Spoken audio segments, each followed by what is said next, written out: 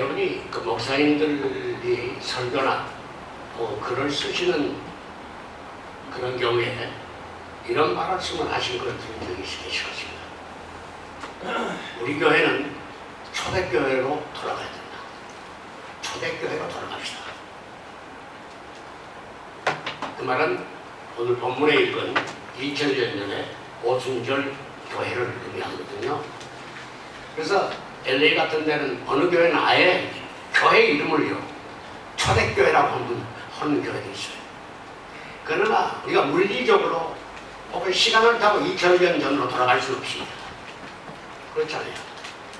그러나 2000년 전에 처음으로 교회가 세워졌던 초대교회, 오순절교회, 예루살렘교회, 다락방교회, 그 교회가 가지고 있는 그 정신을, 가지고 있는 그 특징을 우리가 전수받아서 오늘 사는 하와이 에덴 장로계 여러분의 교회의 삶과 신앙의 삶에 적용을 할 수 있다고 생각합니다.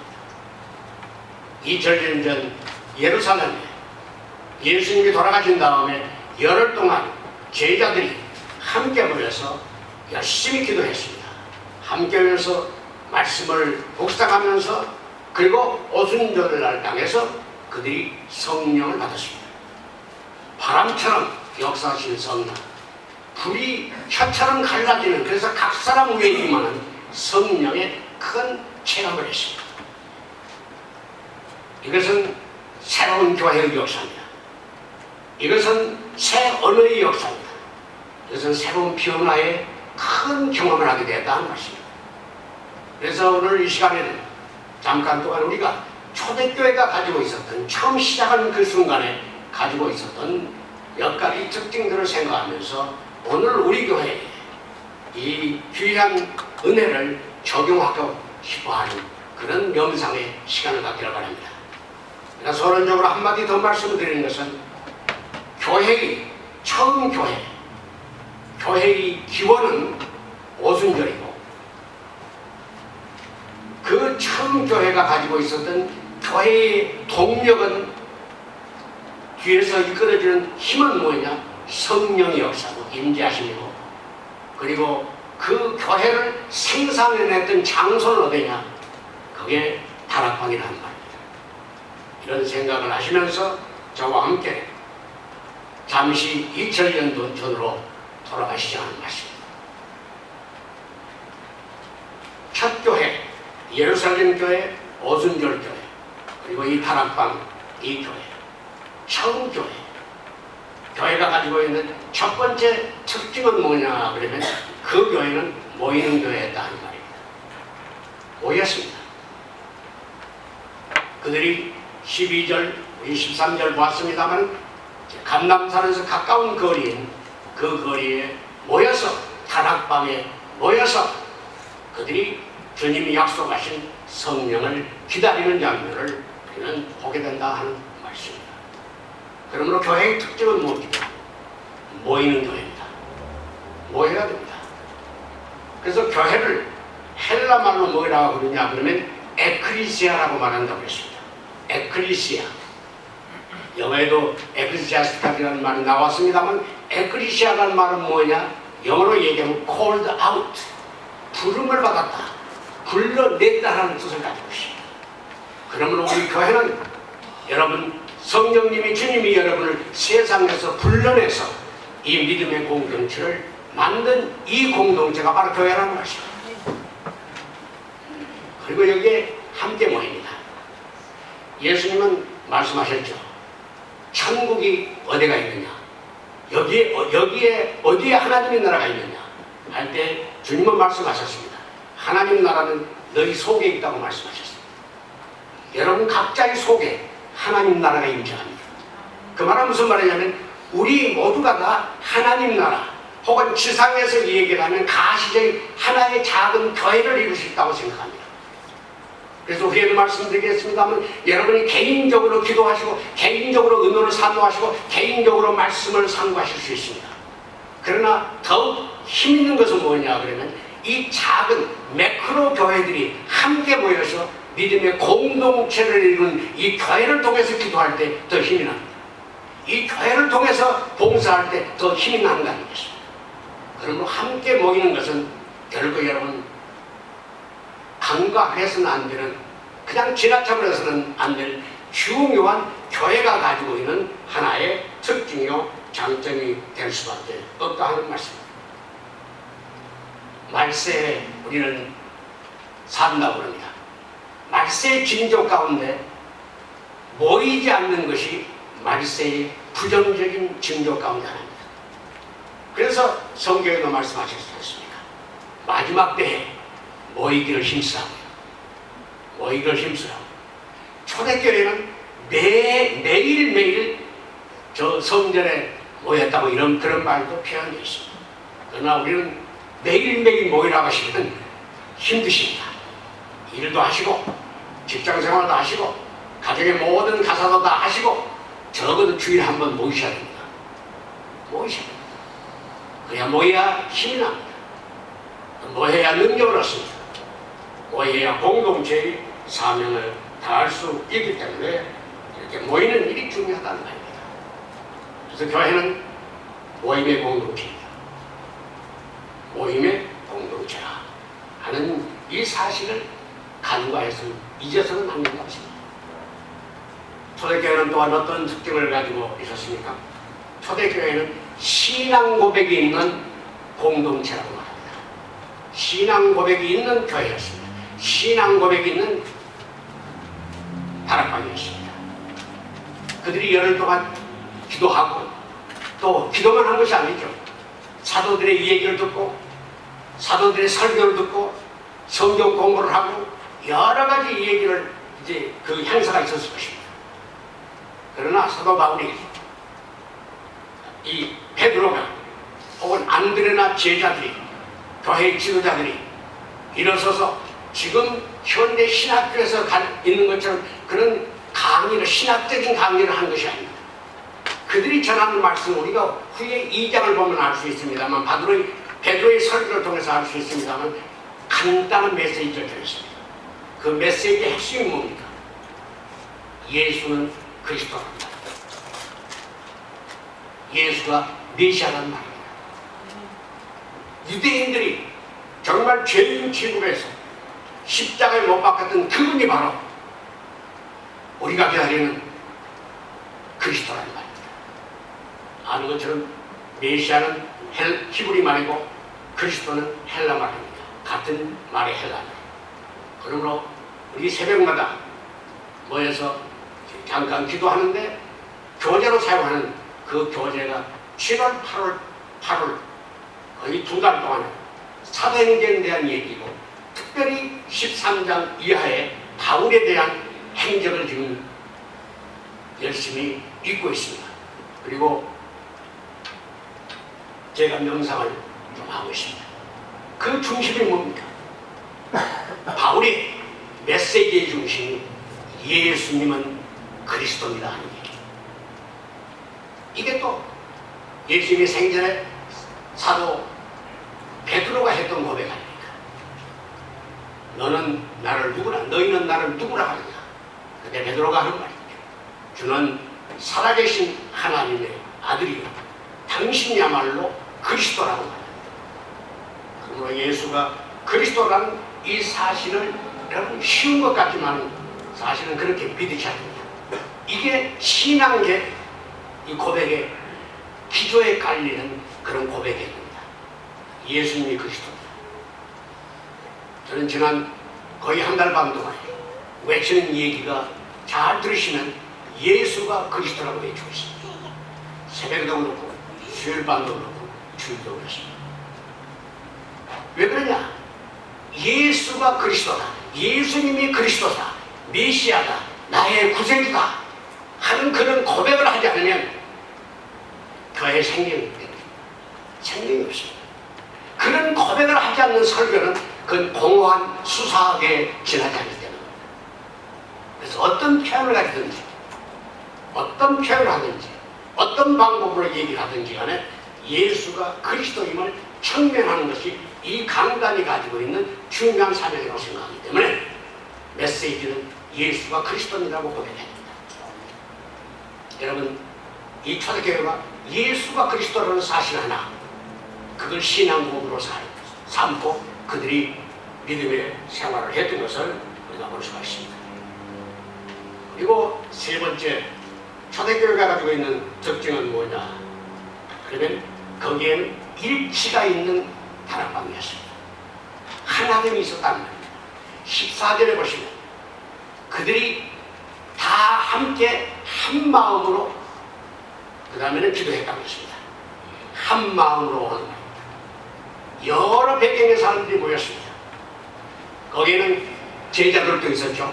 가룟가만 빼고 11제자가 있고 예수님과 어머니 마리아와 예수님의 아우들이 거기에 있고 거기에는 여자들이 있고 또 거기에는 많은 예수님을 따르던 사람들이 모여서 약 120명가량이 다락방에 모였습니다.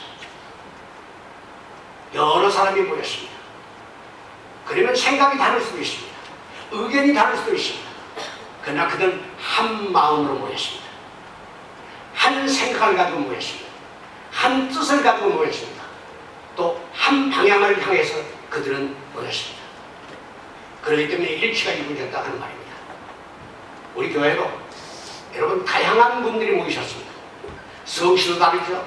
교회의 신앙의 배경도 다르시죠. 그리고 직분도 여러 가지 다른 모양으로 직분도 다르시죠. 또 이민에 오신 역사도 다르시죠. 연령의 차이도 있으시죠. 여러 가지 차이들이 많이 가지고 있습니다. 그래도 우리는 한 마음으로, 한 뜻으로, 한 생각을 가지고 한 목표를 향해서 나가야 합니다. 그게 뭐냐? 교회의 성장입니다. 그 일을 위해서라면 내 생각을 다 양보할 수도 있습니다. 그리고 그 한 목적을 향해서 한 마음으로 나가야 되는 거기에 중요한 초대교회가 가지고 있던 생명의 중심이 있었기 때문입니다. 네 번째, 초대교회가 가지고 있는 특징이 있습니다. 그 교회는 어떤 교회느냐? 기도하는 교회였습니다. 14절에 다시 그들이 한 마음을 가지고 모여서 열심히 기도했다고 했습니다.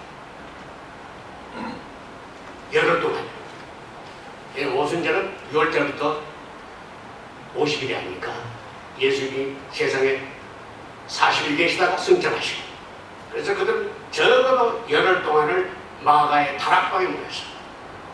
열심히 기도했습니다. 그러므로 이 교회는 기도하는 공동체가 되었죠. 기도하는 공동체. 그들은 모여서 기도했습니다. 그들은 합심하여 기도했습니다. 그들은 지속적으로 기도했습니다. 그들은 믿음을 가지고 기도가 응답받을 것이라는 확신을 가지고 기도했습니다. 이런 얘기가 있습니다. 목사님이 설교를 뭐라고 하냐면 여러분 성경에 있죠. 개자심만한 믿음을 가지고 하나님 앞에 구하면 저 뽕나무가 뽑혀서 바다에 심겨지라 할 수 있다. 혹은 산이 바다에 빠지라 해도 된다고 하는 그런 말씀 있잖아요. 그런 설교를 했습니다.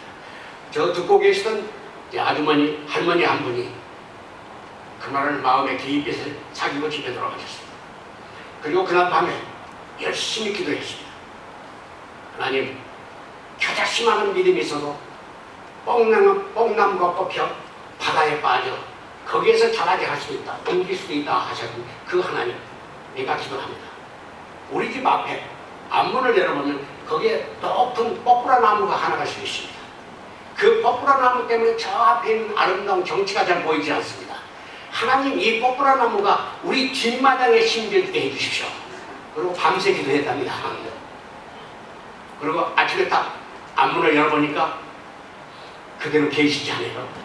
목사님을 찾아가서, 목사님, 거짓말도 잘하시지, 겨자씨만한 믿음을 가지고 나는 밤새 동안 기도를 했는데 나무는 그대로 있습니다. 그때 목사님이 물었습니다. 자매님, 기도하신 다음에 아침에 앞문을 열어보았소, 뒷문을 열어보았소? 앞문을 열어봐야죠. 그게 틀렸다는 거예요. 뒤에 뒷마당에 심겨지라고 했으면 뒷문을 열어봐야죠. 거기에 심어져 있는가? 질문을 열어봐야 된다. 그런 우습게 얘기를 했습니다. 우리가 열심히 기도하면서 하나님 이것을 못 얻으시죠 그러잖아요. 이건 안 되죠. 그때 그냥 해본 겁니다. 아닙니다. 믿고 구하세요. 그러면 시간은 바로 이루어지지 않을지라도 하나님의 놀라운 역사가 여러분의 기도 가운데 크게 역사하실 것입니다. 아멘. 네, 그걸 믿으시기 바랍니다.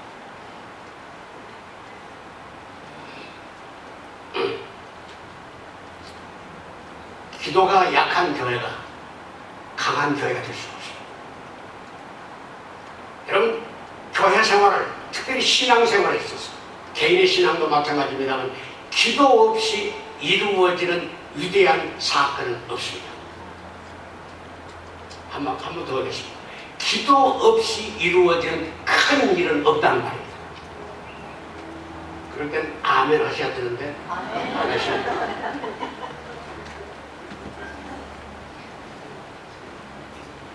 교회의 기도는 동력을 마치 불을 떼는 것처럼 그런 동력이 역사합니다. 그리고 기도하셔야 합니다. 기도하셔야 합니다. 그래서 모든 교회가 새벽 기도에 있는 것도 기억하시기 바랍니다. 기억을 하시기 바랍니다. 그리고 좀 미안한 생각을 가지시기 바랍니다. 5시 반. 저도 4시 반쯤 일어나려면 사실 힘들어요. 그래서 제 친구 하나가 있잖아요. 세라포즈. 그것이 깨어지고요. 그래도 나와서 기도하면 뭔가 힘이, 에너지가 있는 거예요. 생겨요. 기도하세요. 그래서 기도에 대한 여러 가지 참 외워야 될, 사귀어야 될 아름다운 말들이 많이 있죠. 사도 바울도 얘기를 하고 있지 않습니까? 쉬지 말고 기도하라든지 여러 가지 이제 기도에 대한 얘기를 하고 예수님도 기도하시면 다 들어준다고 하시고 많은 말씀들을 많이 이렇게 듣게 됩니다. 근데 또 그 밖에 제가 늘 기억하는 기도에 대한 명언 한 구절이 있습니다. 그 구절은 여러분, 기도는 아침을 여는 열쇠요 저녁을 닫는 자물쇠다. 기도는 아침을 여는 열쇠요 저녁을 닫는 자물쇠입니다. 이렇게 생각하셔서 아침에 일어나셔서 시간의 길이를 얘기하지 않겠습니다. 일어나셔서 기도하세요. 하루를 기도로 열으시기 바랍니다. 그리고 아무리 피곤하시더라도 잠깐 동안 기도하심으로 하루를 닫으시기 바랍니다. 그래서 그 말은 성경 아무리 찾아도 없어요. 제가 딴 데서 책을 읽고 오는 말이에요. 그리고 여러분 필요하시면 젊은이들은 찬송가나 성경 저 뒤 여백이 있지 않아요? 거기다가 적어놨어요. 기도는 아침을 여는 열쇠요 저녁을 닫는 자물쇠다. 유치원 졸업생이면 다 알 수 있는 얘기입니다. 어려운 얘기가. 유치원 중퇴했으면 모르겠어요. 그러나 유치원을 졸업했으면 다 알 수 있는 내용입니다. 기도하시고 기도하시고. 왜냐하면 기도가 그런 위대한 역사를 하기 때문에. 우리 교회는 기도 시간 특별히 없는 것 같은데 모여서 기도하시고 시시로 기도하시고 또 특별히 교회가 앞으로 해야 될 큰 일들이 있는데 그 일을 위해서 여러분이 기도를 하셨고 또 앞으로도 계속해서 기도하시고 하기를 바랍니다. 오래전에 적어도 100년 전에 저 영국에 위대한 설교자 한 분, 찰스 스펄전이라는 설교자가 있었습니다. 그분이 교회가 수천 명이 모입니다. 가장 큰 교회였습니다. 근데 어느 날 어떤 청년이 청년이 목사님이 신고하시는 그 교회는 왜 그렇게 성장하느냐, 그렇게 많은 사람들이 굴대처럼 모이느냐 하는 생각을 들고 주일날 아침에 일찍 거기에 방문에 찾아가봤다. 그랬더니 저 계단 위에 어떤 허술하게 옷을 입은 분이 계시더라고요. 그래서 자기가 온 목적을 얘기했습니다. 도대체 이 교회는 스펄전 목사님이 목회하시는 교회라는데 왜 이렇게 성장합니까? 이렇게 힘이 있습니다.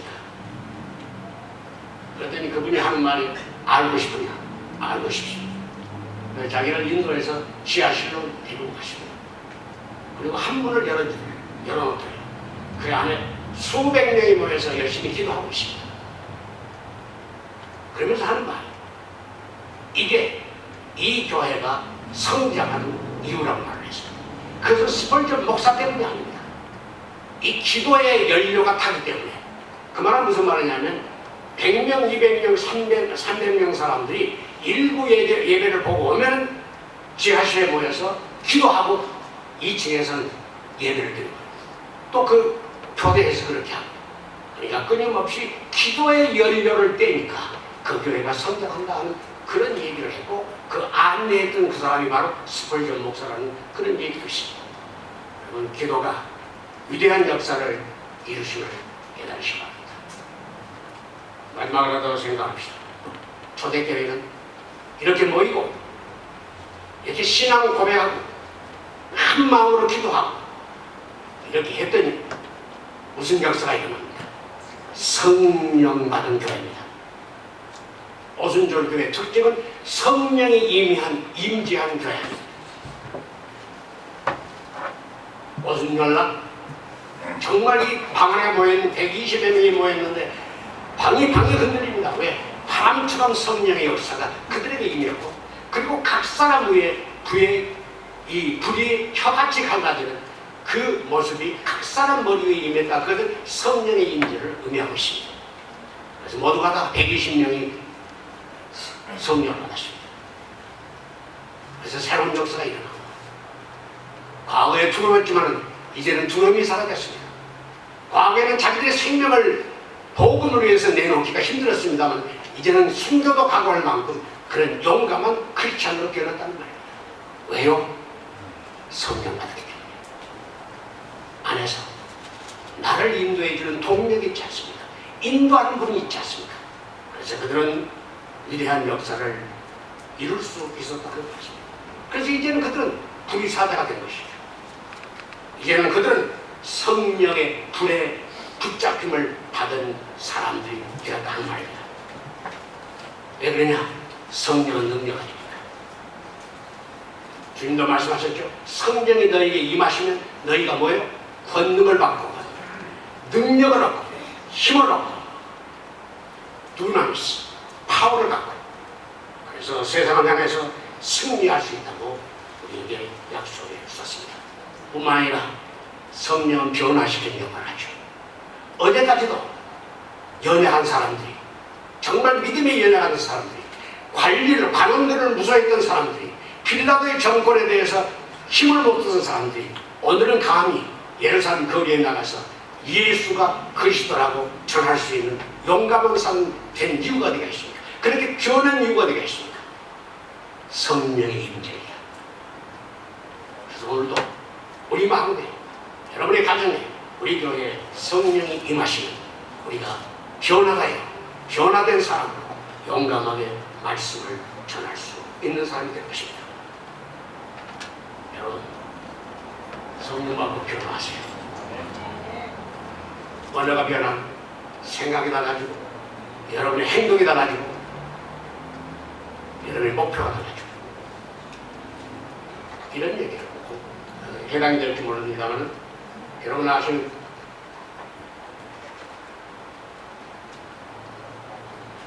이여령 씨 아시죠? 따님이 여기서 변호사 하시고 세상단 하시고 그의 간증집도 쓰고 그랬는데 여러분 친구들은 다 아시겠죠? 근데 이여령 씨 오래전에 한 40년 전에 책을 쓰면 그냥 베스트셀러로 해냈습니다. 저도 젊었을 때 우리 교성원 얘기를 성경과 신학 몇 권과 인용을 때요. 이여령 씨가 쓴 그때 출판했던 6, 7권을 가지고 온 사람입니다. 여기 책방에 있으면 있는지 잘 모르고 왔습니다. 그렇게 이제 좋아했는데 그분이 쓴 두 번째 책 가운데 뭐가 있냐면 이것이 한국이다 하는 책이 있는데 흙 속의 저 바람 속이라는 책이 있습니다. 그 가운데 이런 얘기, 수필집인데 거기에 이런 얘기가 나옵니다. 윷놀이의 기록이라는 얘기가 나옵니다.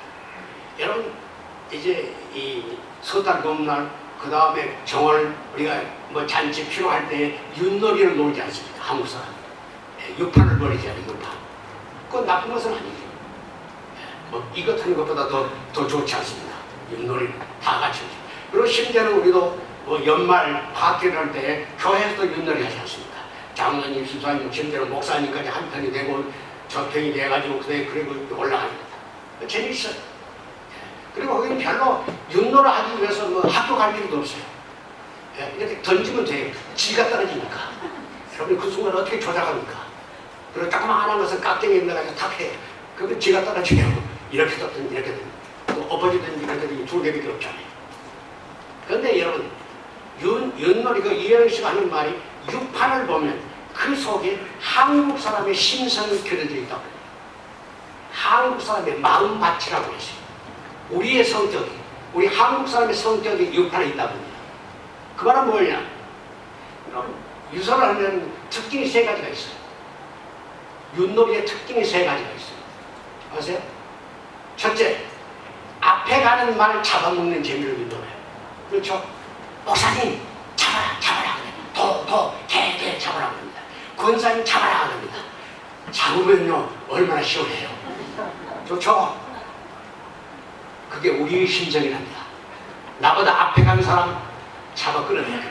나보다 높은 나무에 오는 사람 흔들어서 내려드려야 돼요. 그래야 시원해요. 잡아먹고 사는 사람들이 우리가.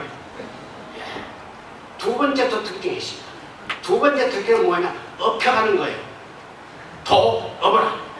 업어라 그러죠. 업혀가요. 그럼 쉽지 않아요? 네 개가 하나씩 가는 것보다도 업혀가는 것도 그 재미예요. 업혀가는 것. 권력에 업혀가는 것. 금력에 업혀가는 것. 나보다 조금 힘 있는 사람이 업혀가는 것. 청와대 비서관의 사돈네 8천에 그 사돈만 되어도 힘써요. 업혀가는 것. 업혀가는 거예요. 그게 우리 심성이에요. 꼭 나쁘다고 볼 수는 없지만 내가 힘이 약하니까 그건 업혀가려고 하는 거예요. 의지하라는 거예요. 그게 우리 심성이에요. 세 번째가 있습니다. 특히. 그건 뭔 줄 아십니까? 지름길로 가는 겁니다. 여러분 윷 놀아봤어요? 윷 걸으면 나와버립니다. 이렇게 나와. 언제 저 핑핑 세 개일 줄 압니까? 이렇게만 나옵니다. 하면 다시 한번 놀수요. 윷 그러면 또 한 번 놀죠. 걸으면 나와버립니다. 윷 나와버립니다. 쉬워요. 지름길로 갑니다. 가능하면 놀아가지 않고 가능하면 이제 이 머리 안 쓰고 가능하면 나 소리 없이 지름길이 뭐겠는가 하는 얘기. 우리 심성이 꼭 우리만 아니겠지만 우리 심성이 힘 안 들리고 예수 믿는 방법이 있으면 얼마나 좋겠어요. 그래 땀 흘려야 돼요. 기도해야 돼요. 어느 때 눈물 흘려야 돼요. 더 나아가서는 피까지 흘려야 돼요. 이게 신앙에 가는 경주장이에요. 근데 지름길로 나오는 거예요. 근데 이제는 여러분 이제 제가 이 얘기를 들으셨으면 이제는 윷놀이 하시면 생각을 바꾸셔야 됩니다. 잡아먹어 그러지 말고 목사님 잡수시죠. 그리고 업혀가지 않으려고 그러고 그냥 내 힘으로 가겠습니다. 그리고 먼 길이라도 돌아가겠습니다. 바른 길이면 그 길을 가겠습니다. 지금 무슨 얘기입니다만 이게요. 성령을 받으면 생각이 변화되게 돼요. 말이 달라져야 돼요. 뜻이 의지가 달라야 돼요. 행동이 달라야 되지 않습니까? 예수 믿고도 성령 받았다면서도 저 시 중에서도 그 언어를 어떻게 쓰십니까? 저는 슬픈 일입니다. 저는 내가 어떤 분의 이메일을 받아봤는데요. 거기다가 어떤 분을 욕을 했는데요. 세상에 그런 사전에도 없는 말 욕을 하더라고요. 사전에도 없는 말. 그게 교회 직분자예요. 그럴 수가 없어요. 비록 그 상대방이 나쁘다 할지라도 그렇게 할 수 있어요. 저는 그래서 그 편지도 하루 동안 침묵했습니다. 이게 저 같은 사람이 강당에서 외쳤더니 그 말이 다 허공에 사라져버린 말이 아니냐 하는 그런 자책감을 느끼면서 말입니다. 변화되어야 됩니다. 달라져야 됩니다. 120명은 이제 완전히 달라졌습니다. 새로운 사람이 되었습니다. 그 교회는 새로운 커뮤니티가 되었습니다. 그래서 적어도 이 5가지 제가 말씀드렸어요. 왜냐면 손가락이 5개니까 하나씩 보시라고 5개 있는 겁니다. 초대교회를 가지고 있는 돌아갈 수가 없습니다. 물리적으로 돌아갈 수가 없습니다. 시간적으로 돌아갈 수가 없습니다. 그러나 그들이 가지고 있는 그들의 사상과 그들의 생활의 패턴을 우리가 얼마든지 받아서 오늘 우리에게 적용할 수 있습니다. 제가 보기에는 적어도 이 5가지의 특징 가운데는 진리가 있기 때문입니다. 그러면 여러분, 초대교회의 산신, 교회의 산신은 다락방입니다. 기도하는 다락방입니다. 또 교회가 가지고 있는 이 교회가 탄생한 때는 언제냐? 성령이 임했던 오순절입니다. 그리고 교회를 교회되게 하고 움직여 전진하게 하는 그 능력이 뭡니까? 성령이 임입니다. 그래서 오늘 오순절 다락방 성령이 임입니다. 늘 마음 가운데 가지시면서 여러분 두 달 후에 새로운 목사님 모시고 또 이 교회가 새로운 활력을 가지고 새로운 인한룰을 새로운 길을부터 가지고 전진해가는 아름다운 예배의 교회가 되시길 바랍니다. 그러므로 성령이 임하시는 오순절의 계절을 여러분들이 이루도록 계절이 우리 교회에 오도록 하는 그런 놀라운 역사에 동참하시기 바랍니다. 이 성령의 계절은 생명의 계절입니다. 이 성령의 계절은 능력의 계절입니다. 이 성령의 계절은 성장과 변화의 계절입니다. 성령을 바꿔도 이런 사건이 일어나지 못한다면 그것은 불행스러운 일입니다. 사랑하는 교회 여러분, 오순절을 본받아서 오순절 교회를 우리 교회의 모범으로 삼고 또 오늘도 내일도 이 교회가 거룩한 저 목표하는 목회의 미래를 향하여 전진해가는데 여러분이 일조하시기 바랍니다. 성령이 함께 계시면 할 수 있습니다. 아멘. 기도하십시오. 하나님의 은혜와 하나님의 사랑을 감사드립니다. 불처럼 임했고 바람처럼 임했던 오순절의 사건이 오늘 우리 교회에도 일어나기를 소망합니다. 주님 바람의 역사가 일으켜 주시옵소서. 주님 불의 역사를 이 교회를 통해서 일으켜 주시옵소서. 그래서 생명과 진리와 그리고 새로움의 역사가 우리 교회를 통해서 호놀룰일 때, 하와이일 때, 아니 본토까지 퍼지는 아름다움의 불의 역사가 되도록 도와주시옵기 기도하고 원합니다. 예수 그리스도 이름으로 기도드리옵나이다.